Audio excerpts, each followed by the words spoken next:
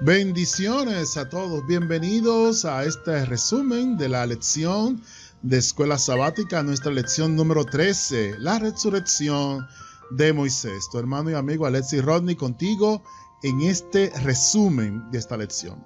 Oremos, Señor y Padre, gracias por tu bendición. En este momento rogamos que tu Espíritu Santo nos dirija al fin de que al impartir esta clase podamos ser edificados por la misma. En el nombre de Jesús. Amén. Bien, vamos adelante con esta nueva lección de la última de este trimestre, y el texto para memorizar lo encontramos en Judas, que solamente tiene un capítulo, su verso 9. Pero cuando el arcángel Miguel contendía con el diablo, disputando con él por el cuerpo de Moisés, no se atrevió a proferir juicio de maldición contra él, sino que dijo: el Señor te reprenda. Bien, poderoso texto bíblico de hoy. Vamos a pasar a lo que es la introducción de esta lección. Moisés comenzó su discurso registrados en Deuteronomio en los campos de Moab, junto al Jordán, frente a Jericó. Al terminar sus discursos, un escritor posterior registró lo que ocurrió cuando Moisés subió de los campos de Moab al monte Nebo, a la cumbre del Pisga, que está frente a Jericó. Cuando ascendió a la montaña, Moisés sabía que lo haría por última vez. No entraría en Canaán. ¿Por qué? ¿Qué podemos aprender nosotros de su experiencia? Vamos a analizar en esta lección el pecado de Moisés, cuál fue el detonante y cuáles fueron las consecuencias.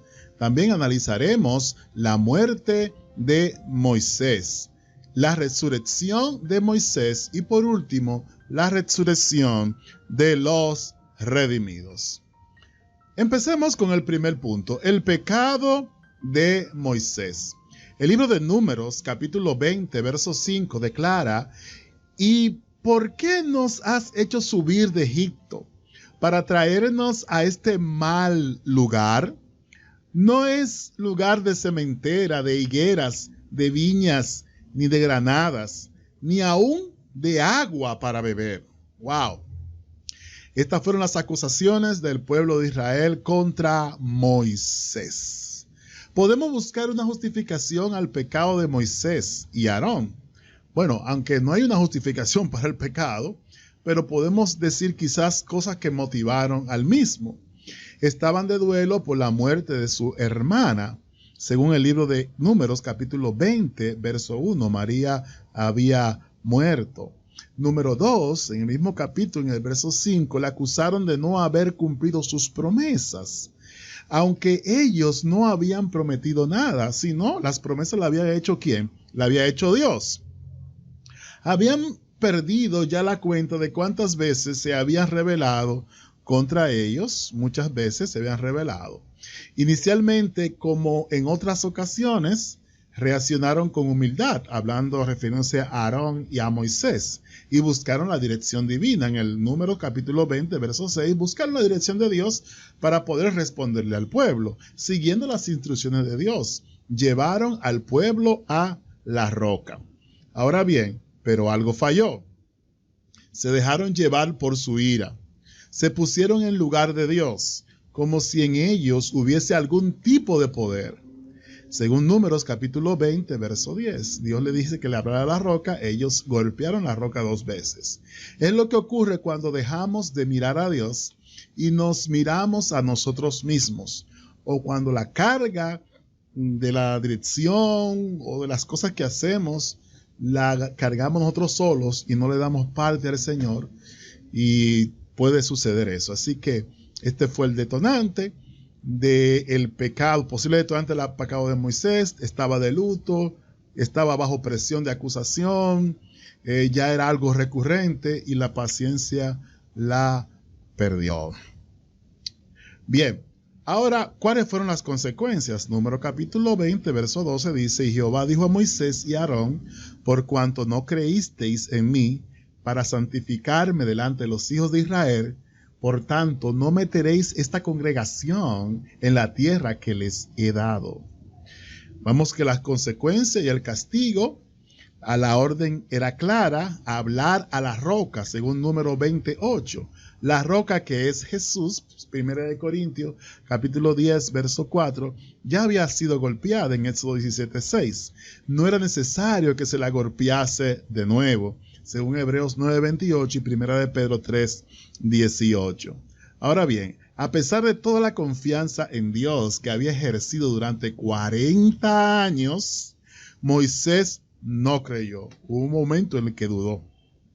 Esa incredulidad provocó que los israelitas no dieran gloria a Dios y por tanto Dios no fuese santificado en aquella ocasión. ¿Cómo afectó el pueblo este ejemplo de desobediencia? ¿Influyó tal vez en el pecado de Baal Peor o en la derrota de Ai? Bueno, quizás no estamos seguros, pero una cosa está clara. Dios consideró suficientemente importante este error como para denegar a sus siervos su mayor anhelo. ¿Cuál era? Entrar en la tierra de Canaán. Vemos que las consecuencias fueron muy tristes. Moisés, que durante toda su vida su mayor anhelo era llevar al pueblo, sacarlo de Egipto, pasarlo por el desierto hasta llegar a Canaán, durante 40 años, ya llegando al final de su estadía, ¿verdad? Perdió la fe y por lo tanto su castigo fue no entrar a esa Canaán terrenal. Sí la vio el Señor, se la mostró, la pudo ver y también le mostró una visión de qué sucedería cuando él partiera. Bien, vamos entonces ahora a lo que es la muerte de Moisés. Deuteronomio capítulo 34, verso 1 y después el verso 5, dice: subió Moisés de los campos de Moab al monte Nebo. El verso 5 dice: y murió allí Moisés, siervo de Jehová, en la tierra de Moab, conforme al dicho de Jehová. La sentencia era que iba a morir ahí en ese monte. En la soledad del monte, Moisés pudo recordar las vicisitudes y penurias de su vida. Su decisión, algo drástica, de ayudar al pueblo de Dios, recuerdo que mató a un egipcio y por eso tuvo que huir corriendo a Madián, al desierto. Los años de pastor en Madián, después de 40 años en el desierto, Dios le hace un llamado a través de una zarza ardiendo. Una vez Dios lo llama y acepta el llamado, los milagros realizados en Egipto, recordemos las 10 plagas, la misericordiosa provisión de Dios durante los 40 largos años en el peregrinaje, el maná, la nube, la columna de fuego. Toda esa experiencia tuvo Moisés de repasar. Y la pregunta es, ¿cuál había sido el resultado? A excepción de unos pocos, ninguno de los que salió de Egipto iba a entrar en Canaán, ni siquiera él mismo. ¡Wow! ¿Qué pensamiento pudo haber pasado por la mente de Moisés? Sin embargo, de forma sobrenatural, Dios mostró a su siervo cómo se iban a cumplir todas las promesas. Moisés podía pasar ya al descanso. Había peleado la buena batalla, había acabado la carrera, había guardado la fe. Y aunque sabemos que Moisés falló en ese punto, sabemos que él se arrepintió porque el Señor lo perdonó y le dijo que él iba a descansar, ¿verdad? Y sabemos, más adelante vamos a ver en el estudio, que Moisés fue resucitado. Bien. Vamos con la resurrección de Moisés. Judas capítulo 1 verso 9. Pero cuando el arcángel Miguel contendía con el diablo, disputando con él por el cuerpo de Moisés, no se atrevió a proferir juicio de maldición contra él, sino que dijo: el Señor te reprenda. Bien, Moisés murió y fue sepultado por Dios mismo. Dios no permitió que nadie fuera, que fuera solo. Así que Dios mismo lo sepultó. Según Deuteronomio capítulo 34, versos 5 y 6. Pero ahí no acabó la historia. Fue llamado a resucitar para no volver a morir, sino para vivir eternamente. Pero allí estaba Satanás. No es justo, él ha cometido el mismo pecado que yo. Ha querido ser como Dios, ha golpeado la roca, es mío. Imagino el diablo, ¿verdad? Disputando por el cuerpo de Moisés y señalando los pecados, que eso es lo que él hace el diablo, señalar los pecados de las personas. La redención todavía no se había efectuado. Moisés no podía ser resucitado. Sin embargo, lo fue. La palabra de Dios dice que, ¿verdad? Dice aquí, en base al sacrificio que Jesús realizaría por él, Moisés obtuvo un premio mucho mayor que poner su pie sobre Canaán. No solo hablaría con Dios cara a cara como hasta entonces, sino que ahora viviría para siempre con él. Poderosa la gracia de Dios, porque eso solamente lo puede hacer la gracia divina. Moisés, ¿verdad? Que fue un hombre fiel, pero falló. Dios pudo redimirlo y su sangre es tan poderosa que también puede redimirte a ti y a mí. Y puede resucitar cualquier cosa que nosotros esté muerta.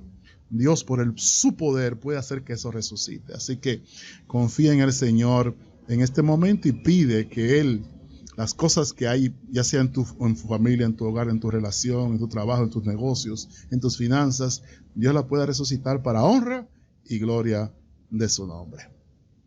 Aquí dice, Satanás se alegró muchísimo de haber conseguido éxito al lograr que Moisés pecara contra Dios. Por causa de esa transgresión cayó bajo el dominio de la muerte. Si hubiera seguido siendo fiel y su vida no hubiera sido malograda por esa única transgresión, al no dar gloria a Dios cuando salió agua de la roca, podría haber entrado en la tierra prometida y haber sido trasladado al cielo sin pasar por la muerte. Miguel, o sea Cristo, y los ángeles que sepultaron a Moisés descendieron del cielo después que permaneció en la tumba por algún tiempo y lo resucitaron para llevarlo al cielo. Poderosa cita del espíritu de profecía de la historia de la redención en la página 177. Vemos que Miguel, o sea Cristo, y los ángeles que sepultaron a Moisés descendieron del cielo después que permaneció en la tumba por algún tiempo y lo resucitaron para llevarlo al cielo. Poderoso. Esta cita del espíritu de profecía. Bien, vamos ahora con la última parte, que es la redención de los redimidos.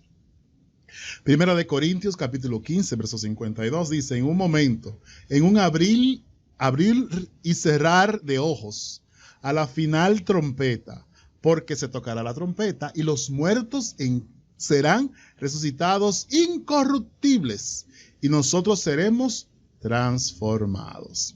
Moisés fue el primero en resucitar para vida eterna. Luego lo hicieron unas pocas personas, pero la gran cosecha todavía está por llegar. Cuando Jesús regrese, todos los que murieron creyendo en Él serán resucitados para vida eterna. Pero ninguna de estas resurrecciones sería posible si Jesús no hubiese resucitado, venciendo la muerte. Al igual que Moisés, en la resurrección de Jesús, nosotros tenemos la garantía de nuestra resurrección. Nosotros, en la frontera de la Canaán celestial, tenemos la misma esperanza que Él. Pronto podremos saludarle personalmente. Poderosa declaración, hermanos, amigos que me escuchan, de esta resurrección de Moisés.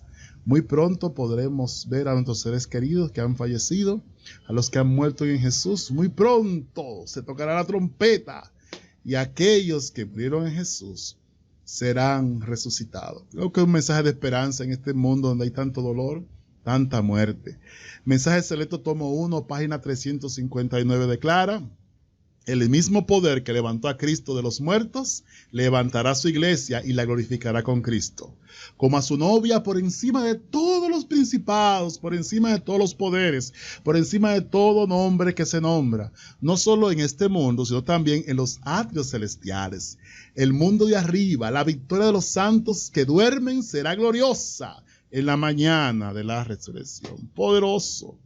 Aquellos seres amados, señores, que hemos visto partir, pronto lo veremos, que se levantarán para estar con nosotros. Y Cristo para siempre. Alabado sea el nombre de Dios. Una vez más, repitamos nuestro texto bíblico, Judas 1:9.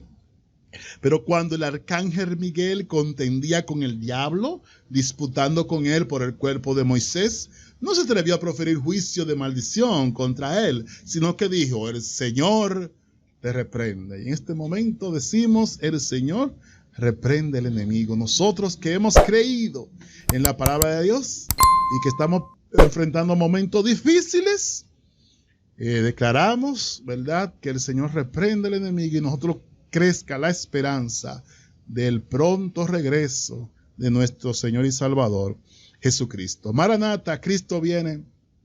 Última lección del trimestre. Esperamos que haya sido bendecido por la misma y podamos descansar en la palabra del Señor. Oremos. Señor y Padre, gracias por tu palabra y este mensaje. Ayúdanos a aprender las lecciones de siempre estar de tu lado, buscar tu rostro, hacer una consagración diaria en tu palabra, al fin de no caer y permanecer fieles hasta su segunda venida. Bendice a cada amigo, a cada hermano, a cada persona. En el nombre de Jesús. Amén. Dios te bendiga, Dios te guarde. Nos veremos en un próximo video. Bye bye.